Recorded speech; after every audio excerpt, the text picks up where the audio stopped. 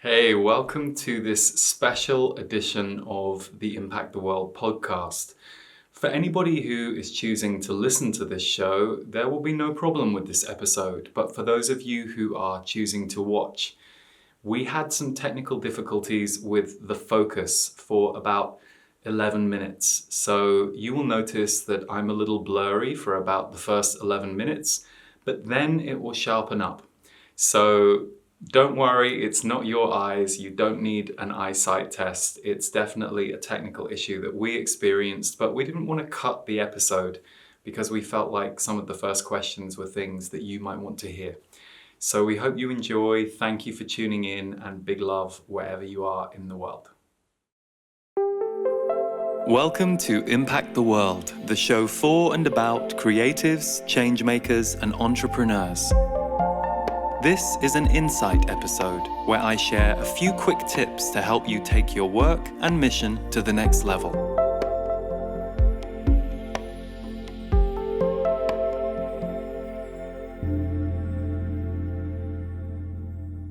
Hello everyone, welcome to this special at-home edition of the Impact the World show. So if we weren't all experiencing what we're experiencing in the world right now, I would have been sat here with a couple of great guests today filming, but because we have had to, like many of you, reschedule the activities that we have in the world and anything that involves other people, we thought, well, why not do a special at-home edition of the podcast where we turn to you for any questions that you might want to put to me. And we did that through my newsletter at my leeharrisenergy.com website, and also the monthly members community that I have there, the portal. We went out to all of you who are in those groups, and we had some amazing questions. We're going to get through as many as we can for today's show, but before we do, I just want to say I hope that you're doing okay out there and looking after yourself.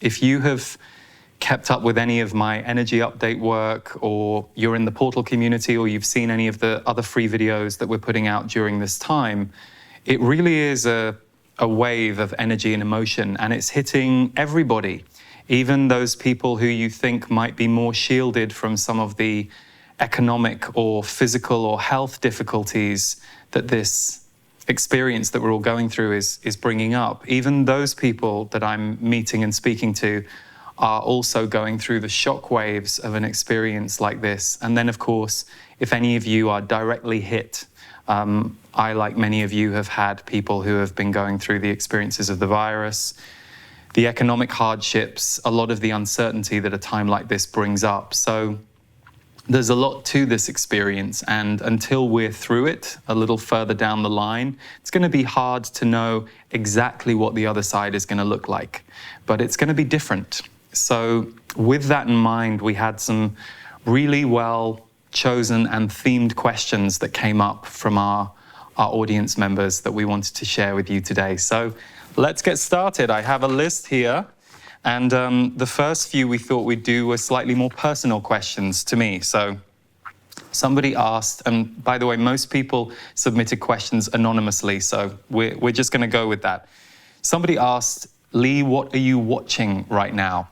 Well, we are currently watching the show Homeland, which Noah on our team recommended to me and Stephen. So we'd never seen it, even though it's started 8 years ago. So we are going through seasons of Homeland right now. We've also watched Ozark, and Stephen and I love Schitt's Creek. It's one of our favorite shows. No, I didn't say a rude word. If you know the show, there is a very special spelling for Schitt's Creek. And if you haven't seen it, it's humorous, it's compassionate. And if you fancy an adrenaline ride, watch Homeland. But that's not for everybody, but it's working for us. Okay.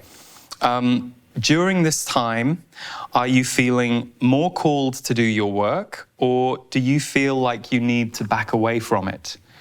It's interesting because I've actually felt more called to do my work, and any of you who are familiar with my work, you may know that I did a special coronavirus energy update mid-March, and I never normally do a mid-month energy update, but I felt really compelled. I had a broadcast for our portal community, which we do on a Saturday once a month, And as soon as that was done, it was around the middle of March, and this was all just beginning to brew. I just felt really compelled to do the energy update. But at the same time, I felt deeply uncomfortable doing it. So discomfort for me is something I've come to understand as just part of the process. And a certain amount of discomfort will come up for you as a creative, as a healer, whatever you're doing in the world. But I felt compelled to walk more towards doing my work in the world right now. But I also, because of the heightened emotional state in the world, it can be challenging at times. And not just for me, for my team too. So, you know, we check in with each other, how's everyone doing? But I have to say my team have been amazing. I literally threw that energy update at 3 of my team members with 24 hours notice and said to them, I'll edit this myself on iMovie, I'll do the notes if I have to. Don't worry, I know you're not supposed to be working, it's a Sunday. And as usual, everyone in the team just jumped on board. So I think we've all felt grateful that we have something that we can do that helps people navigate these times, but it's definitely more edgy for sure. I think everybody's feeling that in every way. What are you missing the most during this time of isolation? I'm missing my family, actually. My family are in England, and my dad is really not very well right now. He's been in hospital for a few weeks, and I miss them, even though I'm speaking to them on the phone. It's the first time that, you know, I'm not able to just jump on a plane if I need to. And because my family's dealing with a lot right now, it's hard to have lost that freedom to just jump on a plane and travel. And then on a more pithy level, I'm missing the really simple things that you used to take for granted, like people not looking freaked out in grocery stores, supermarkets. I'm missing the kind of more relaxed energy that was in the world when people were out and about with each other, and just the little things that you take for granted. But you know what I will say? Isn't it interesting? I don't know if you guys are having this experience too. There are a lot of things I'm not missing. And I think that's interesting. There's a certain expected busyness to our lives that I think I'm speaking to people from all walks of life, friends of mine, colleagues, people I work with, and I'm hearing the same from everybody, that there's a lot that now we have been forced to let go of certain things. You realize you don't really need, and you were just perhaps on the hamster wheel with them. So it's been interesting, and I'm sure it will continue to be in the coming weeks and months. So, okay, thanks for those questions. So this was a really cool one. I'm training to do healing. Do you think healers are needed more now than ever and will be more understood? Yes, to needed now more than ever. Yes, to will be more understood. No, to will be more understood. And, well, and another part of the question that I'm going to answer. So I do think healers are needed more now than ever, but to me, that word always goes beyond wellness practitioners, people who are quote unquote healers for a living. So whether that's a doctor who is a healer, whether that's a nutritional medicine doctor, whether that's an intuitive coach, whether that's a meditation teacher, you know, they're all healers in slightly different forms. Then, of course, as we all know, the minority of people, perhaps, who are active healers on the planet will take those roles, will have those roles as career. But we all know people in our community, in our circle, our friend circle, our family, and you're like, oh, they're the healer of the family, or these two are the healers of the family, because they're always the ones that make the calls, they're always the ones that smooth out the emotional edges in conversations. So I do think more people are becoming more naturally able as healers on the planet, and I think that the societal acceptance of things like emotional intelligence, wellness techniques, meditation, these things are becoming more normalized and, more importantly, more necessary. You know, stress, anxiety, the things that we're facing as a planet right now, it leads you to need ways to center yourself, ground yourself. So I do think healers are more needed. Will they be more understood? I think the idea of self-care is becoming more collectively understood. But of course, healers will always be misunderstood by anyone who wants to misunderstand them. In the same way that any type of person who goes against your own beliefs or challenges your beliefs or triggers you can be misunderstood. It doesn't necessarily show up as a healer, but we do know that there is a lot of dismissal, judgment, suspicion around the psychic arts, the intuitive arts. That still is kind of hardwired into the collective. So I don't think that's going to go away overnight. But I do think I think this idea that we need to look after ourselves so that we can better serve our lives, our communities, the work we're doing, our families, I think that's becoming a bit more understood, a bit more commonplace. And sadly, or perhaps inevitably, it's taking the rise of stress and the rise of existential fears about our world, our planet, our systems right now to bring that to the surface. So, and the Z's, my guides who I channel, they've always said, and again, they're not alone. If you look at other prophecies, this comes up, that when our world got beyond 2012, we would go through a real consciousness revolution and transformation. So to me, a healer is anybody who makes us feel better in the moment, and perhaps more importantly, able to remember and re-navigate ourselves back to that feeling. So a meditation teacher who teaches you meditation helps you have the experience of meditation that makes you feel better, gives you ways in that if you then practice, you can get back there. So I think healers come in many different forms. So thank you for the question. Question number 2. I feel I've stored some energy from past wounds, and it feels like during this time, it is coming through my body by presenting some health challenges. I'd like to know how to move it through it or understand it better, because I do know this slower pace has been a great opportunity for me to stand still and to be able to take advantage of space and time to process this. Great question, and I know it will connect with a lot of people. So my experience and understanding of the way our energy works is that there are some of us who will somatize through the body. And of course, that can happen to any of us at any time. So what I mean by that is, let's say you're ignoring some stress in your life. Perhaps you're in a really difficult relationship and you're not choosing to see that that relationship is difficult and isn't actually good for you. And you just choose to keep staying in it, and you keep telling yourself it will change, and you try and think your way through it, try and bring in the light, but you're not really paying attention to the fact that this actually just isn't a good relationship for you, that you are not capable of turning this relationship into light. It's always going to have friction. It's always going to have a certain level of pain for you. If we ignore that for long enough, and our soul can't get our attention through the clues or the helpers or the people along the way who go, I could see you with a slightly more optimistic person, and we just ignore it and we shut it out. Sometimes the body gets our attention and we somatize the imbalanced energy that we're experiencing in our life. When I tune in on you personally, just for a moment, you hold a lot of energy for a lot of people, which I think will relate to lots of people watching or listening to this show.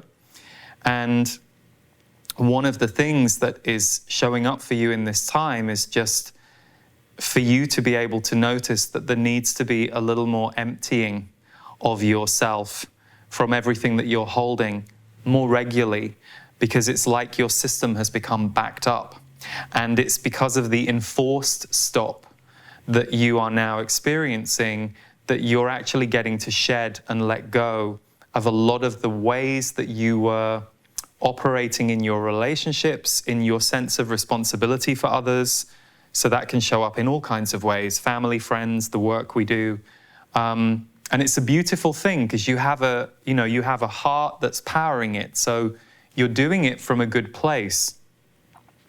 But it takes energy, and the human body is not just cosmic energy. It's not just universal life force. It is also density, and it is also an electrical energy field that's in response to everyone around us. So if we're dealing with a lot of dense or heavy energy, and we haven't figured out a way to hold our boundary in that or constantly clear ourselves of it, it can hit you like a ton of bricks when you finally stop. It's why often we get sick when we haven't noticed that we need to stop. You know, you'll get some kind of virus or something will take you to bed for a few days because it's the only way that you were going to get stopped.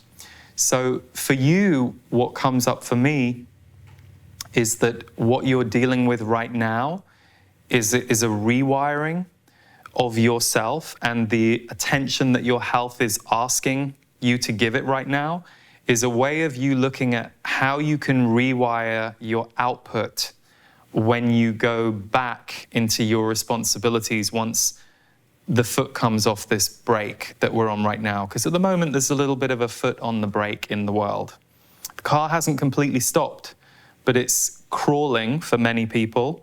For some people, it's similar maybe with the work they're doing, the way they're showing up in the world, but still the energy of everybody being paused and stopped affects everyone, even the busy people. So for you, it's something about learning to work in a different way when you come through this, when you come through the other side of this, because your body wants you and your energy wants you a bit more than it's been getting you. It's not that all the things you aren't doing aren't beautiful or purposeful, but there needs to be a bit more room for you in this equation.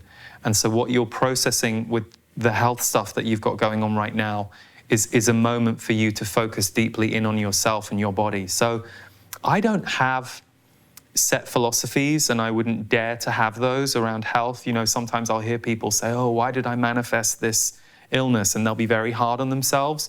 My philosophy is if you have something like that come up in your life, don't be hard on yourself.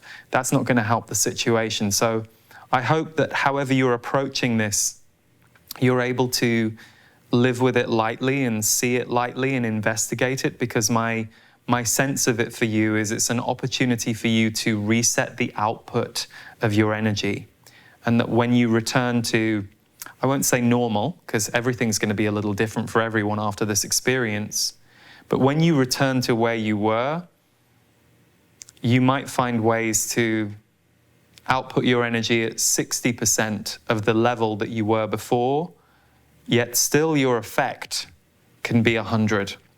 That often just involves making a few adjustments, learning when to delegate, when to say no, just preserving a little more of your own vital energy. And if the structure of your life is really important and purposeful to you, you'll figure out ways to help that structure sustain itself.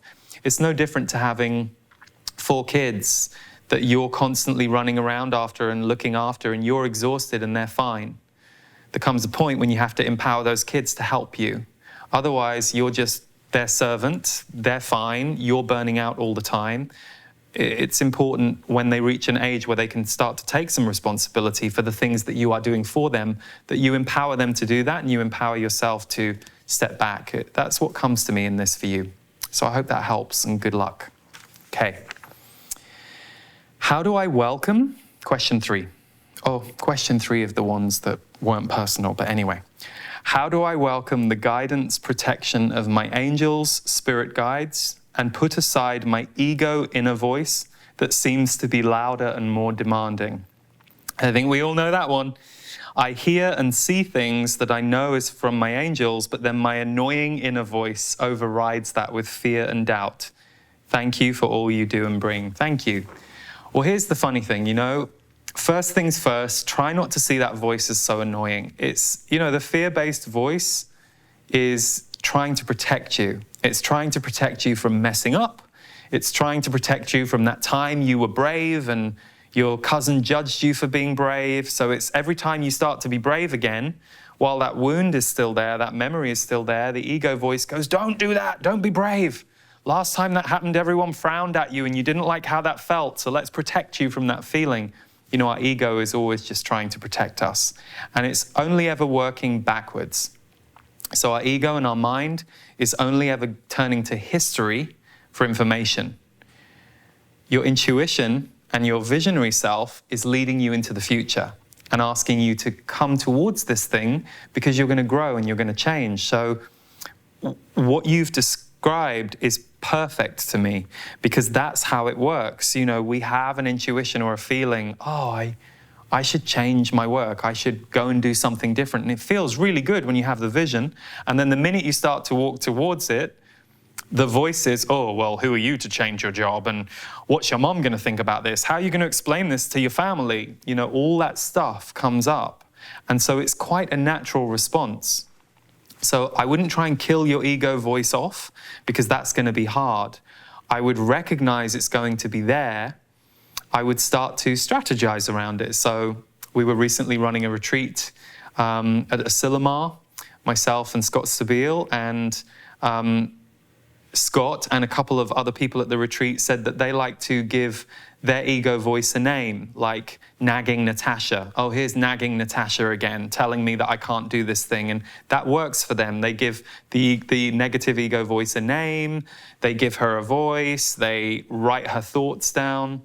For me, how I tend to work with my negative self-talk is, number one, I'm now so used to, I'm so used to that if I'm doing anything that's a bit more ambitious or a bit more outside my current comfort zone, or I have no frame of historic reference for this thing I'm about to do that might be a bit bolder than anything I've ever done before, whether that's in my personal life or in my work or in a moment, I now know that there's going to be a voice that's going to come up and go, oh, don't know about this, a fear voice that wants me to stay small. I'm so used to that voice showing up, I'm so used to that being the pattern, that I almost welcome and expect it. And it's almost a good sign that something's changing. You know, if I'm creating something and I feel slightly uncomfortable about it, it's usually because there's some growth that's going to happen, either my own, or I'm feeling the energy of the growth it's going to give the people I'm creating it for, or both. So if I were you, I would recognize that the reason it's getting a bit louder and it's talking to you is that's probably the voice you've lived with for longer. The more you start to practice knowing that voice is going to come up when you move towards things, the better it's going to be for you. So it might be useful to sit and write down, what is this? What are you trying to protect me from? I'm trying to protect you from making a fool of yourself. I'm trying to protect you from falling flat on your face. And when you read those things, this is what I've done and this works for me, you're like, oh, I don't really care about falling flat on my face. Or when did that first come along? Oh, wow, yeah, when I was 7, that's a wound. So what we start to do is develop an awareness around that voice. If that voice is just this boogeyman in your head and it's like something in a horror movie, and you just stay away from it, you never really know why it's there, how it got there, what its origins are. But as soon as you start to unpick it a little bit, it can help. So if I were you, I would investigate what that voice is trying to protect you from, but I would recognize that the very fact that voice is coming up tells you that you're looking at an area of growth, and that your angels and your guides are a part of you, and so is that ego voice. And for all of us who are here on a path of integration and balance, it's learning to, for me anyway, let all of it be there, but not let any particular voice stop you when you feel like you really need to move forward. And being patient, because that can take months and sometimes years. You might have a vision that you're like, this really scares me, but by 2022, I'm going to be active in this vision. So try and take the pressure off yourself, but investigate that voice, because that voice has a history. And the more you understand the history of that voice, the less it becomes a chain around your ankle. Hope that helps. Okay. Hi Lee, I started a spiritual-based business a few years ago. During this last 12 months, I've been feeling terrified around creating new content and putting energy into building my business further. I'm not dependent on my business to support me, but it is something I want to see flourish over time. How do I help myself to start to move out of this place and embrace the journey of creating once more? Many thanks. Why are you feeling terrified? That's what you need to get to the bottom of. I know for me, there was a point when I could feel that things around me wanted to grow, and my fear was a fear of not being able to handle more people. Like, what would it be like if there were more people watching my videos? How would that negatively affect my life? That was where my mind went. I didn't think about the positive. I was like, oh, don't know how I feel about that, all that stuff. So I knew what my terror was. I knew what my fear was. And I had to know what it was all along the way, so that the creator in me that was very compelled to do this work and was quite unhindered, the creator aspect, that I didn't chain him up because some part of me was afraid of an unknown I couldn't possibly predict or know. So I would say a couple of things to you. I would create those things that you feel compelled to create with full permission to never release them, to never put them into the world. Because at the moment, what's blocking your ability to create is your expectation or anticipation of what the world's reaction to those will be. And that's quite normal, by the way. I think even if you're somebody who paints for a living or is starting to do it for a living, and maybe a few people are going to see your painting, it can be hard because part of your mind is like, oh, I don't know how I feel about this when people see it. But I often find that if you can protect the creativity from being seen by the outside world, you can birth it. So it's very similar to how when a new baby is born, you don't normally take that baby out to the nightclub. Or, oh, great, the baby's 3 days old. Let's go to a stadium and watch a rock concert. Oh, thrash metal? Brilliant. We don't tend to do that, you know? It's like, oh, hang on, this is a very delicate little creature. It has a very special frequency. It's just landed on the planet. Let's give it a chance to get used to this third dimensional crazy place. And let's shield it and protect it and treat it like a vulnerable thing. And then when it's a little more robust and it's a bit more ready and we're used to the whole thing, we'll see what it's like to parent it in the outside world. So I think the very fact you're terrified is very interesting. There's something there, there's something underneath it. But the fact you haven't just given yourself permission to not grow the business, to go, oh, okay, I'm not going to do this, I don't need to do this, I'm terrified, so therefore I won't. Because that's the other option. The thing I used to tell myself, and I still maintain this is true, is you can always walk away. Like if you do something, and let's say you do something and it grows your business and you're like, oh God, I really don't like having a more grown business. Great, cancel the business, take down your YouTube channel or whatever and just disappear and the world will forget you. So, if it's anything around your questioning how you can handle the growth of your business, the best advice I ever got from my own guides was they said, yes, there will be some challenges that will come with the growth, but the connections, the experiences, and the growth that you will go through by surrendering to letting this grow to the size it wants to will far outweigh any of the challenges or difficulties that you personally go through. And I'll say that's true. But I think first you have to decide what's right for you. And I would be curious to see what happened if you created without the idea of an audience. If you created something, finished that creation, and then were willing to share it with a few people or a select group, because you can keep it as contained and as small as you want. And that may be the way that you want to go. So this requires some investigation, and there isn't a right or wrong answer. The right answer isn't that you should be willing to become the world's next Oprah and be known by multi-millions of people, because we're all different. We're all built for different scale. One is not better than the other. So investigate how you want to do this for yourself and, hold your boundary. Just because you put work out into the world, it doesn't mean that you are beholden to others or responsible for others in a way that you might feel uncomfortable with. Be really clear about that. Be clear that what you're doing in the world is your offering, but there's also a line as to how available you then are as a person. You have to protect the introvert in yourself, I think, when you put stuff out into the world. Okay. So, Next question. As we transition into a new earth, when we are faced with dealing with family members or friends who may still be stuck in the 3D realm of thinking, how do we handle their low vibrational frequencies in practical ways without judging them, as we know we may not be taking them with us? Okay. This is a really good question, and there's something in your question I want to question, because you've put, as we know we may not be taking them with us. So there's something, I wish you were here, because I would ask you, I would say, are we speaking about a specific person who you know you're not going to take with you, or are we speaking about a group and you know that some of them are going to fall away? I think one of the great things is we don't really know. Meaning, you see, you talk about people who are stuck in the 3D realm of thinking. For me, my hardest thing is when people are stuck in the 3D realm of feeling. So I've said this before, and so some of you may have heard me say this.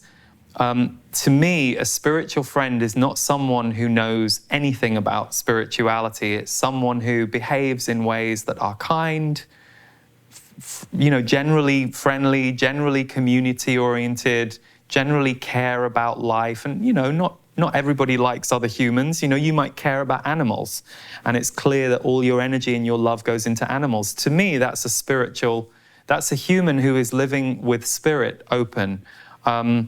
People who are judgmental, aggressive, angry, carrying around their wounds, and that's their dominant, because any of us can be wounded or judgmental or angry in a moment. But if your dominant display is quite a closed energy field,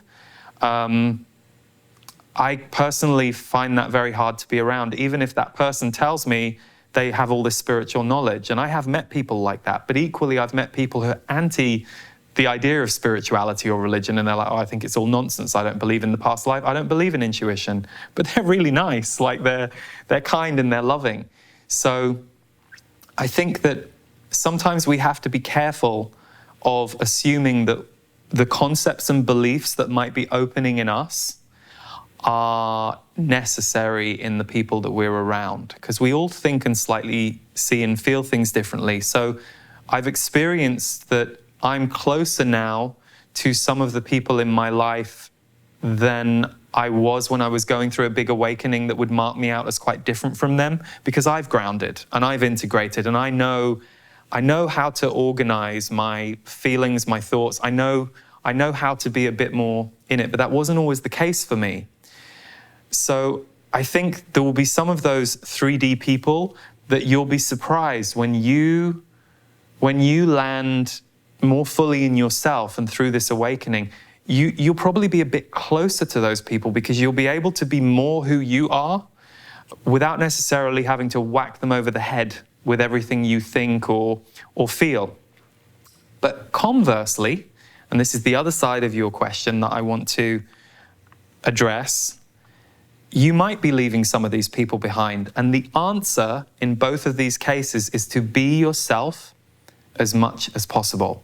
So you might have really spiritual beliefs that are very different to your friend, but you and that friend might be really aligned in kindness. You both might like to really help people, and that's one of the connection points you have as friends. So she thinks you're crazy with all this talk of aliens and angels, and that bothers you a bit. So you say to her, I really love you, and we connect. It really bothers me when you're judgmental to me about angels and aliens, because I really believe that. Are you able to put aside mocking me and we won't talk about that stuff so that we can have the friendship that we do have? And she might go, oh, I didn't even realize. I'm not really mocking you. It's just, it's ridiculous, isn't it? And you say, well, it isn't to me, actually. So every time you say that or judge it, it actually just hurts a bit, because it feels like you're kind of bashing me. Are you able to not do that anymore so that we can have the friendship that we can have? Oh, okay. And you never know. It might just be that you need to essentially retrain yourself as to how you show up and how you speak, which also retrains her around what your boundary is. And you might be surprised. But equally, in your question, there is a clear knowing that you need to make some changes in your life. And I think we often know the people in our life that we're struggling with. And sometimes we want to, I say, try and love and light our way out of it. Well, if I just surround them in a bubble of white light, or if I just try a bit harder, and I think if you're having to negotiate only with yourself to improve a relationship dynamic, and things that you're saying, that you're sharing aren't necessarily being received or improving the relationship, then Houston, we have a problem. It's kind of usually those are the people that for some reason, it's either because they remind us of a family member that we've still got some unresolved stuff with, or there's some part of our people pleasing that they're the last aspect of that we're still working through. It's okay that we may not be in such close contact with them. So I think there's two sides to your question. I think there's some people that their 3D aspects, if you like the language you've used, won't be a problem to us when we know who we are, when we know how to be compassionate, and when we're like, oh, they're a bit more 3D than I am in that area, but I can also see that I'm a bit annoying to them in a way because I'm quite an impatient person and they're quite patient. So I think it can go both ways, and I hope that helps shed some light. Okay, next question. I love this question, and I think many of you who are in this quarantine period will relate.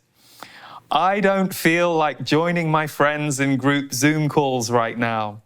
I feel bad saying no to my friends, but I really can't handle that kind of social interaction right now. How do I say no without feeling guilty about disappointing them? Oh, this is so good. So firstly, let's just talk about the Zoom calls. I don't know about you, but me and a few team members were saying this because our work has been virtual for a long time. We use Zoom a lot. We have video meetings. And so for me, it was interesting. Certain friends were like, oh, should we do a Zoom? It's like a novelty for a lot of people. Whereas for the rest of us, it's like, at the end of the day, I don't normally want to get on Zoom because, we've had to use it in the day. So I totally get that. And I've met many friends who Zoomed out. But I think what's most key in your question, and that's what's so beautiful about it, so thank you for sharing it, is you say, I feel bad saying no to my friends, but I really can't handle that kind of social interaction right now. So you either choose your friend's desires or you choose your truth, which is, I can't handle that kind of social interaction right now. So you then say, how do I say no without feeling guilty about disappointing them? So as a recovering people pleaser, and still have moments of it, but my God, I'm so much better than I used to be years and years ago. I don't think you can say no without feeling guilty about disappointing them. I think that's going to be part of the process. I think you being willing to feel some guilt about saying no, but not living with the guilt, like working with this, why do I feel so guilty? And there are many reasons that this comes up for us. Were we in a family dynamic where pleasing or soothing either your volatile parents or your sibling that kind of was demanding of you and bullying of you, where do we develop these ways of being that want to bring harmony to others at the detriment of ourselves? So it's like, oh, I'll try and harmonize this person even though I'm exhausted. Usually we've learned that because it's safety. It's like, oh, I'm safer if I harmonize this person. So, it's usually the case that all people pleasers have some level of introversion. I've never met a people pleaser that is just a pure extrovert. I've always, all the people pleasers I've met and worked with, and myself included, you might be half extrovert, half introvert, but it's the introvert that we deny when we choose to people please, because we yank on our extrovert energy to try and give this other person what they want, even though our introvert's going, I've had enough of the world, and just give me a few hours. And the more we ignore that introvert voice, like we said at the beginning of this episode, we can get sick, or we can get depressed, or we can start to feel powerless over our own life and think, oh, why am I even here? You know, those things erode us eventually. So I don't think you can say no right now without feeling guilty, because you've told us that's what's coming up for you. But you can't let your fear of feeling guilty stop you changing this pattern, because that might just be one of the things that you have to deal with as you move through this idea that you're wrong to say no to people. The thing I would like you to consider, and this helped me, is that if your body and your soul are saying no to someone who wants you to say yes to something, think about how out of touch that person is energetically if they want to force you into it.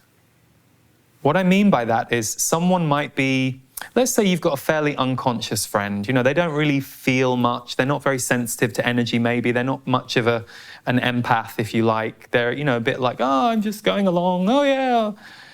If they say to you, come on, let's go to this party, and you're like, no, I don't want to go to this party, you're doing them a favor too, because your clear no is, I'm not a match for what you want me to match up with right now. And it might be that they're just an unconscious extrovert and they're just looking for activity and busyness, and that doesn't feel right to you.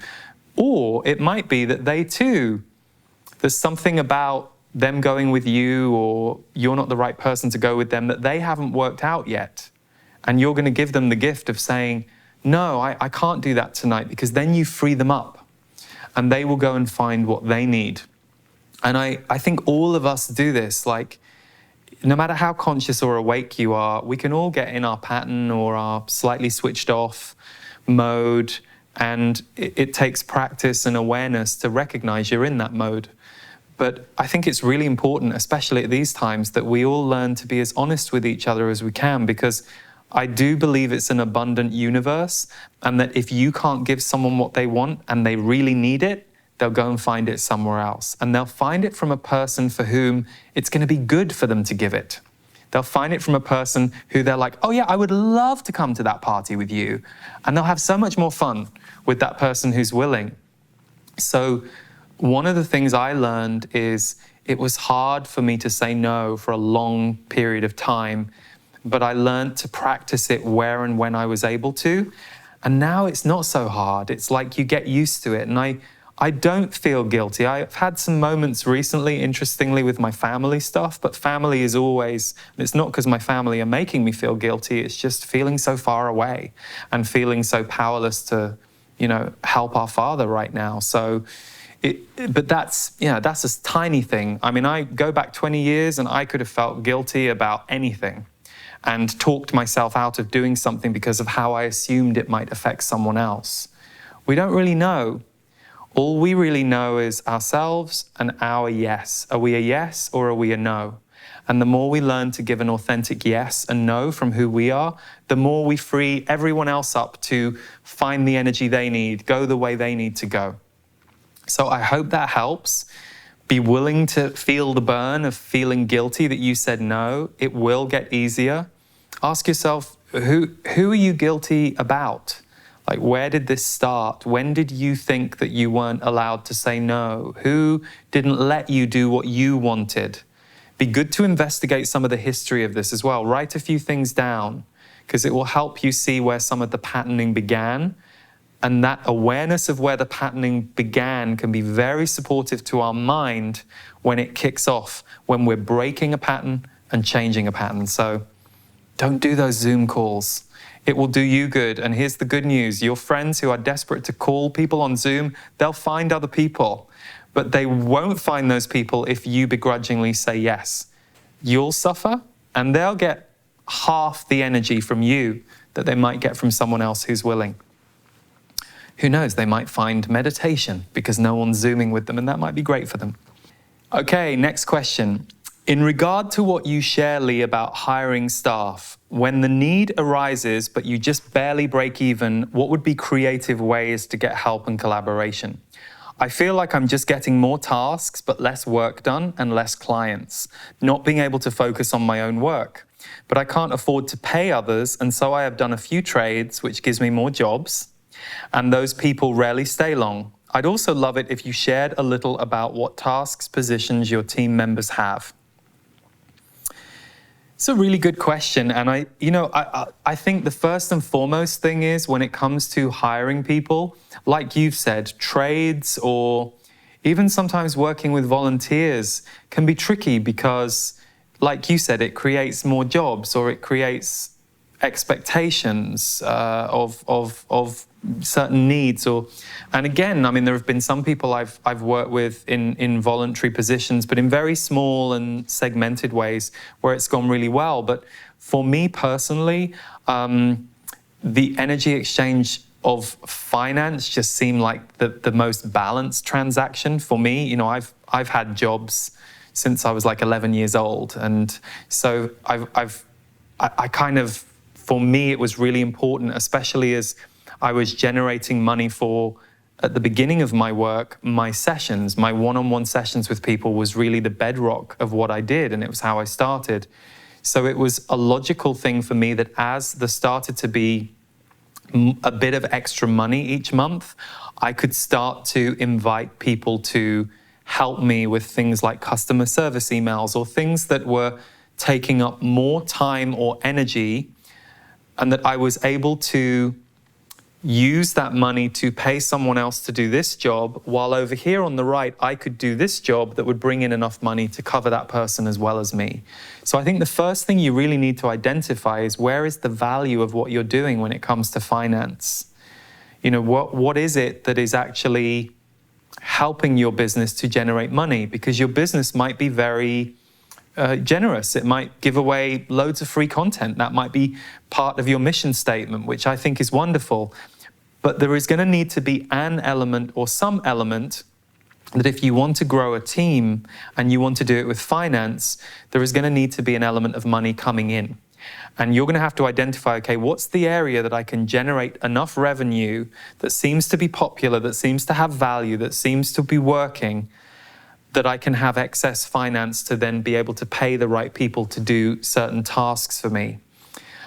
I think it's easy when you're new to hiring people to have the best hopes in the world for somebody, or to perhaps sometimes overload them with too many things. And in my experience, it's really clever to just go, okay, what's the thing that grates on me the most? What's the thing that I don't think is my natural ability? What's the job I don't like doing? What's the job that's taking me away? And go, okay, this is the job I need to hire out first. But equally, where's the balance point? If you're going to hire that out and put money behind that and find the right person, what over on the left is generating? So it's a tricky thing. You don't want to overinvest in a team in the hope that that will generate more money, because I've seen that not work either. So first of all, you have to have something that is generating revenue. Then you have to ascertain, okay, how much of this revenue do I need for my rent and my bills, and how much am I going to pour into investment? And then we come to the staff member. What are the 3 skills I need this person to have? Have a trial period. Work for, say, I'd love to try for 3 months. Can we see how for 2 months, and see how it goes? Check we're both a fit for each other. And you might be grateful that they're doing some of those tasks, but it's also going to be important for you to be satisfied with the level of their skill at those tasks, and also their energy. Like, do they like doing this job? Or are they just doing you a favor, or they're just doing this for money, and that energy is there? That's going to make you a little uncertain about where you can go. So it's quite a specific process, especially when you're new to hiring. And the risk of trades is exactly what you said. You're trading for skills, but then you have to give more energy to those people. So you've asked about my team. You know, how it worked for me was, like I said, when I had enough extra money, I was able to improve the customer service experience. Anna came on board and Marty came on board, and they were both great at what they did back in 2011. And it wasn't just that they freed up my time, they added value to the company, because the way they interacted with people, or the ideas they might have brought to the table that improved the company, that was serving people, was what I was really after. So that's how I work now. We're a team of 11 right now, including me. And everybody's ideas are welcome. At the end of the day, the best idea for the people that we serve and for the business side of what we do, which supports how we serve everyone, the best idea will win out.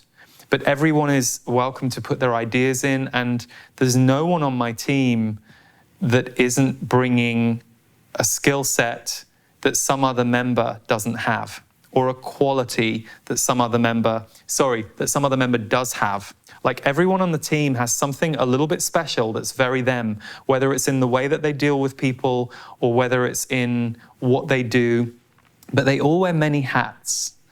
And I think that works well for me because I'm used to wearing many hats. So you're going to want to hire people that you feel have the same values as you, not just the skill sets you need, but for me, I have a saying in the company, and it's talent is everywhere, attitude is gold.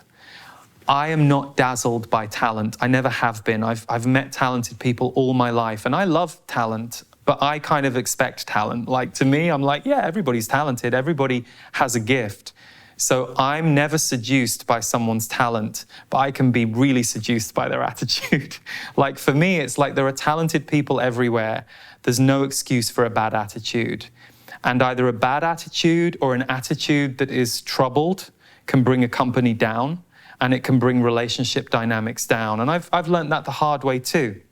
And I'm sure at certain times in jobs I had years ago, I wasn't the right fit for that company or that group too. So I think it's really important to hire people that share your values, share your intentions, but that have skills that can add to what you're doing and that can bring something else to the table. So in your case, I think the most important things you could work on are, where do I generate the money in the business?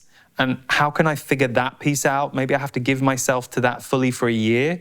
Where is what I do generating value for others that they are willing to give money in exchange for? And then when you've got that figured out and you start to earn a bit more than you need for your rent, your food, your bills, that's how it was for me. It's like, oh, I've got this extra bit of money. Now I can invest in the company. And that's how I still do it. So I hope that helps. It's a big topic area, but if you resonate with this, anyone listening or watching, you can check out the podcast episode, How to Hire and Build a Great Team, where I go into a bit more detail and I go deeply into it in my Own Your Value course. Okay, next question.